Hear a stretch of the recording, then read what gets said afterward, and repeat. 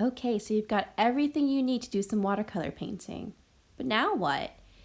Today in part 2 of my Intro to Watercolor series, Getting to Know Your Paints, I'll be covering some basic brushstrokes and watercolor techniques to help you get started.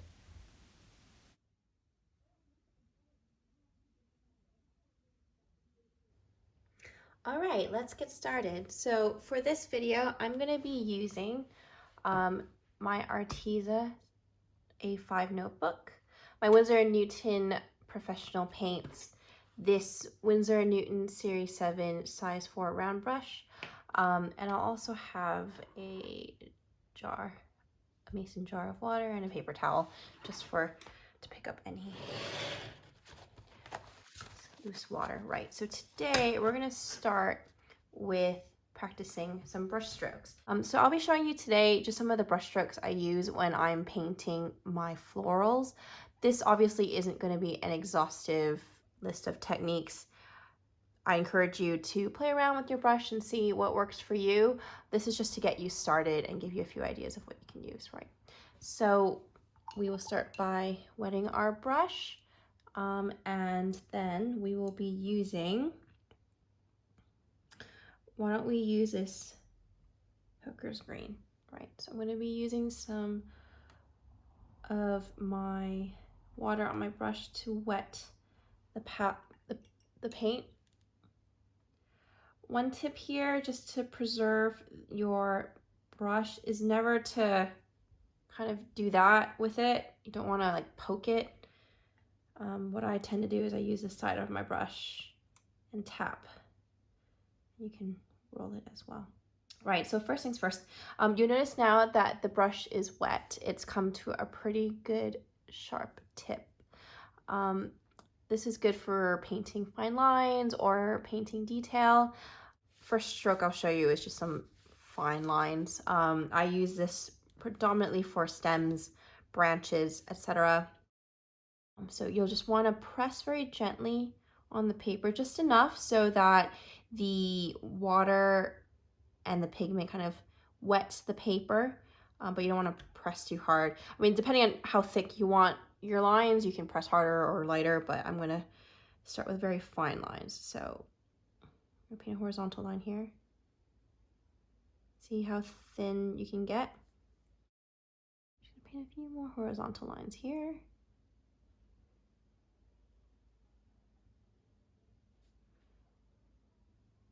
Pressing very gently with the brush. Now, if you press a little bit harder, probably pretty obvious, but you'll get a thicker line. Just gonna press a little bit harder, get a slightly thicker line here. And depending on how big your brush is, your line can get a lot thicker. So we're gonna paint now some vertical lines.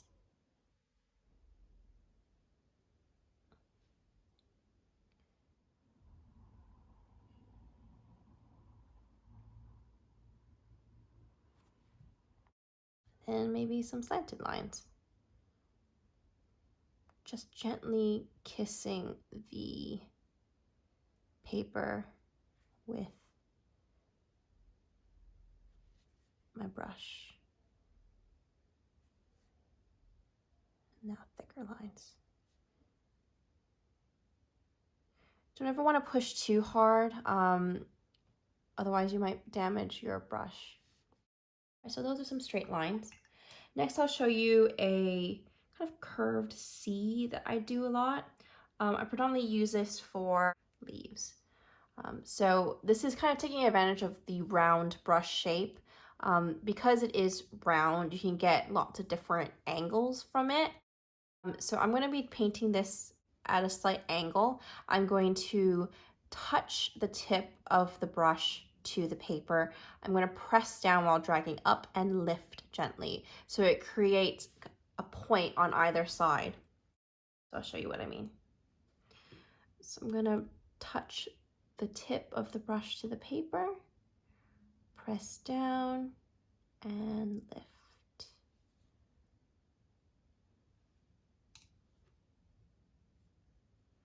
Touch the tip to the paper, press down and lift.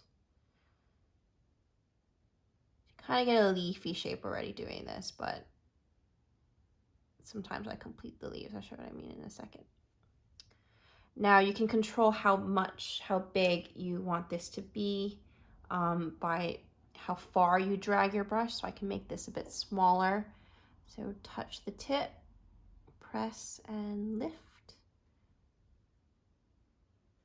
Touch the tip, press and lift. Touch the tip, press and lift.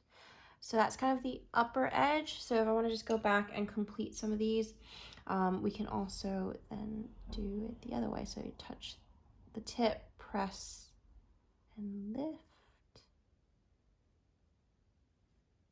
Touch the tip, press and lift. Touch the tip, press and lift.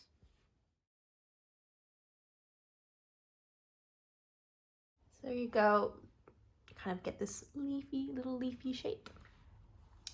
Next I'll show you some kind of more curvy strokes that I use for petals. So again, I'm gonna use the angle or the side of the round brush to kind of achieve a more kind of curved shape. So what I tend to do if I'm painting a petal that's going this way, I'll kind of hold my brush like this and swoop it around using kind of pressing the side of the brush down. You see what I mean in a second. So you press down here, swoop, and there you go. Press down, swoop, and down. To kind of achieve a more organic look, what I do tend to do is go back and kind of make it a little less perfect, but this is just to give you a sense of the different types of strokes that I use. There you go. So that creates a slightly bigger shape with the same brush. So you can see this one brush is able to do all these various different things. We're not even done. Another thing you can do as well with your brush, you can paint thicker stripes. So to do this, you don't need to hold it as close as I have been in the past. You'll want to kind of hold it flat to the paper, get a good amount of water, and you're gonna wash it across.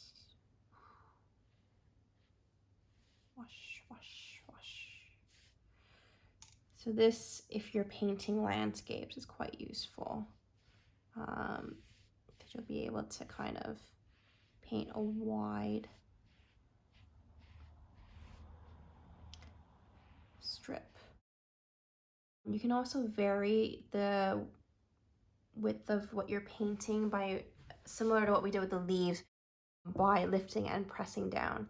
So if I press down very lightly and then more harder, and lift, press down and lift, press down and lift, you create this kind of undulating shape. You can also do something similar by squiggling down. So starting very light, thicker, thinner, thicker, thinner. Lots of things you can do with your brush. Just keep playing around. You'll get to know how your brush and your paint behave as well. As I said in the previous video, from my experience, they all kind of act slightly differently. So it's good to get to know how they work.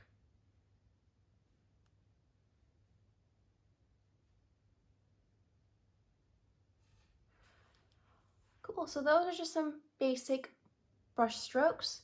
Next, we'll move on to different watercolor techniques.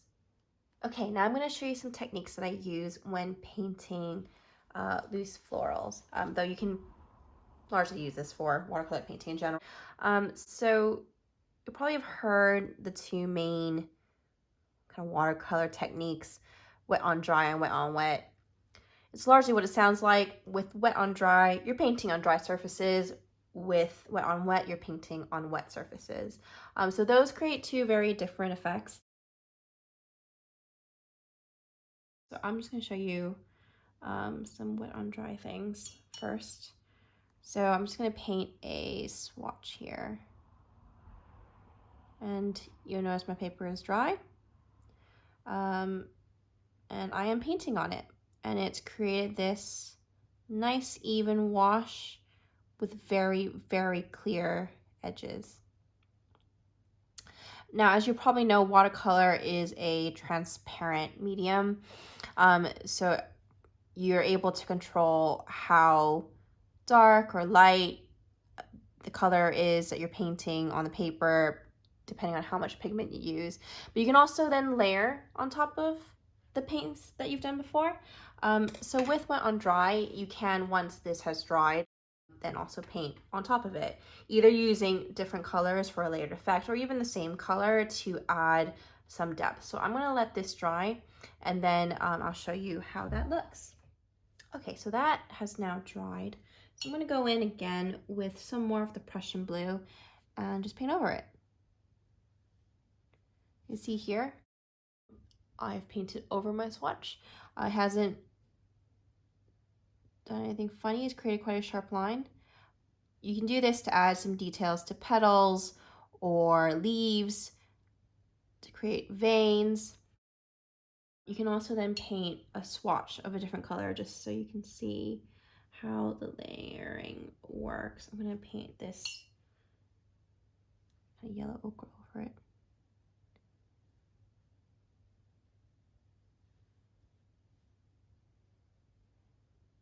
So you can paint layers to kind of create some depth. So you can see where the yellow and the blue have met. It's kind of a greenish color. I wouldn't say it's very green, but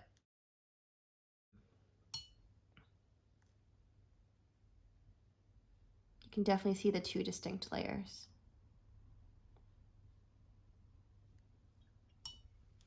So that's wet on dry. Then the other one, which I use a lot, and you know, if you're into loose florals, loose landscapes, this would be something that you use quite a lot, is wet on wet. If you paint on wet paper, you will be leveraging one of the main qualities of watercolor, which is the fact that the pigment will pretty much travel to wherever there is water, and it'll kind of do it in its own way, which can create a very soft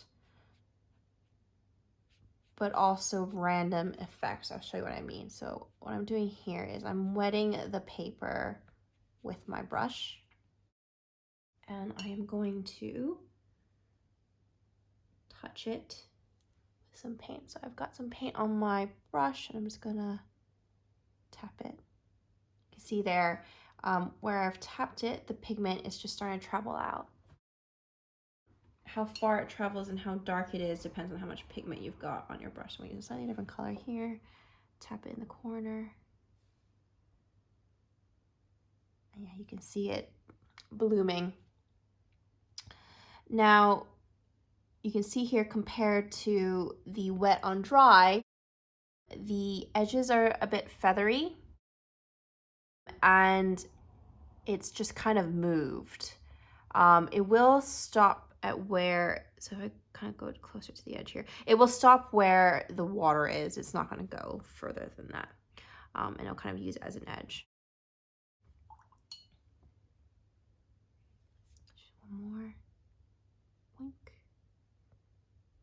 Yeah, if you keep tapping it, adding more pigment, it will just go a bit further.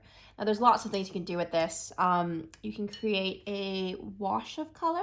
So if I, again, wet this.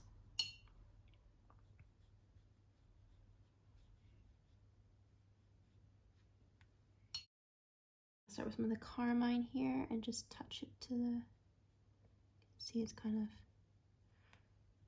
traveling, and let us add some of the Carmine, the Prussian Blue to the bottom.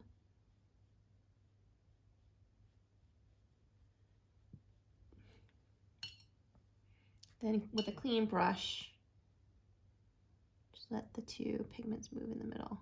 I mean, usually with these things, I would definitely recommend avoid overworking the pigments.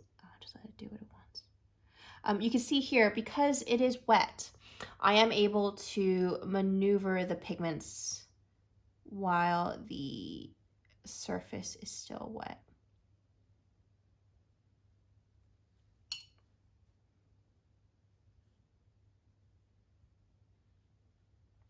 There you go.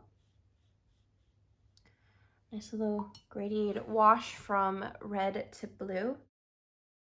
You can also create a bleeding effect. If you have a red blob here,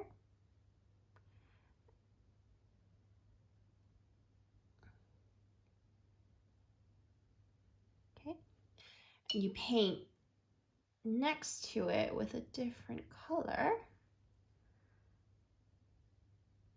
make sure you gently brush up against that wet surface. You'll see that it started to create this kind of bleed.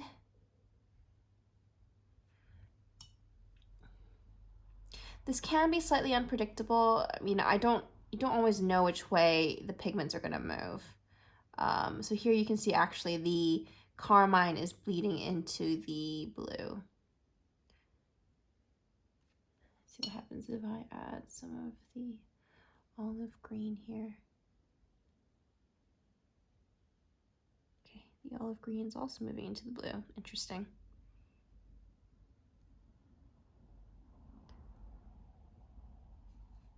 That is one of the beauties of watercolor. It is slightly unpredictable.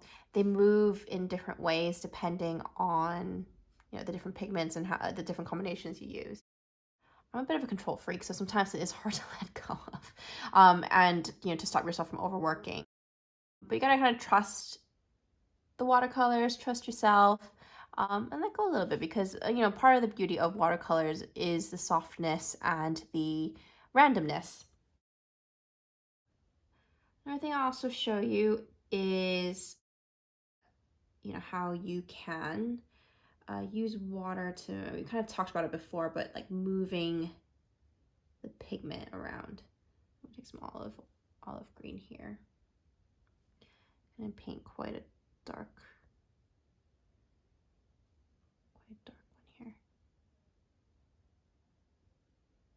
Okay. So you can see here I've painted a leaf. I mentioned before that water kind of helps the pigment move around. Now watch what happens when I add just clean water to this.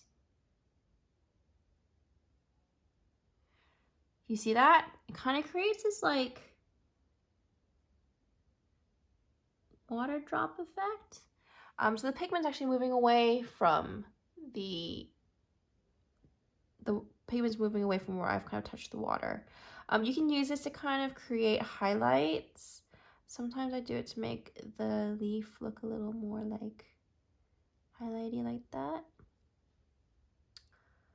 So that's one thing you can do. Another thing I like to do as well, I'm going to take kind of the opposite of this. So I'm going to paint a light leaf here. And while it's still wet, kind of tap this bit. So this can help you create a bit of depth.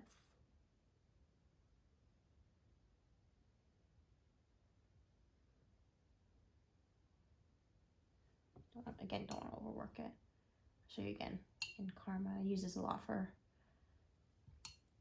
petals. So if I paint just a very light Carmine petal here.